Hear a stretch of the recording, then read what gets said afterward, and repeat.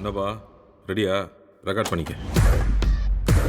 Hello friends, இன்றைக்கி பார்த்தீங்கன்னா நம்ம லோகேஷ் கனகராஜ் கிட்ட ஒரு வெறித்தனமான ஒரு அப்டேட் வெளியாகிருக்கு. சமீபத்தில் பார்த்தீங்கன்னா நம்ம லோகேஷ் கனகராஜ் பயங்கர பிஸியான ஷெடியூலில் போயிட்டுருக்காரு. அது என்னென்னு பார்த்தீங்கன்னா, பெஞ்ச் படத்தை அவர் தான் ப்ரொடியூஸ் பண்ணுறதுனால ப்ரொடக்ஷன் ஒர்க்கும் பார்க்கணும். அது மட்டும் இல்லாமல் அவரே ஒரு படத்தில் ஹீரோவாக நடிக்கிறதுனால அதுலேயும் கொஞ்சம் பிஸியாக இருக்கிறதுனால அவரால் பெருசாக ஸ்கிரிப்டுகளெல்லாம் கான்சன்ட்ரேட் பண்ண முடியல.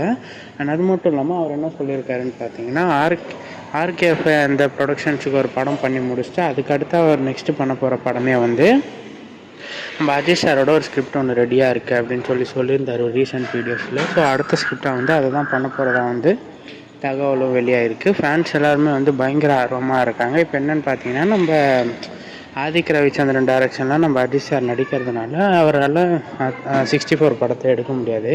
மேபி நம்ம அஜித் சாரோட நெக்ஸ்ட் மூவி பார்த்திங்கன்னா கன்ஃபார்மாக நம்ம லோகேஷால் பண்ணலாம் அப்படின்னு தகவல் வெளியாகிருக்கு. அண்ட் லோகேஷ் கனகராஜும் பார்த்திங்கன்னா லியோ படம் எடுக்கும்போதே அஜித் சாருக்கு ஒரு ஸ்கிரிப்ட் எடுத்து வச்சுருந்தாரு. அண்ட் அதுக்கு முன்னாடி மாஸ்டர் படத்தப்போவே ஒரு ஐடியா ஒன்று இருந்துச்சு, லோகேஷ் கனகராஜுக்கு அஜித்தை வச்சு பண்ணோம் அப்படின்னு சொல்லிட்டு. ஸோ இப்போ அந்த ஆசை கண்டிப்பாக நிறைவேறும் அப்படின்னு தான் நினைக்கிறேன். அவரோட ஃபுல் ஸ்கிரிப்டுமே எடுத்து வச்சிட்டாரு.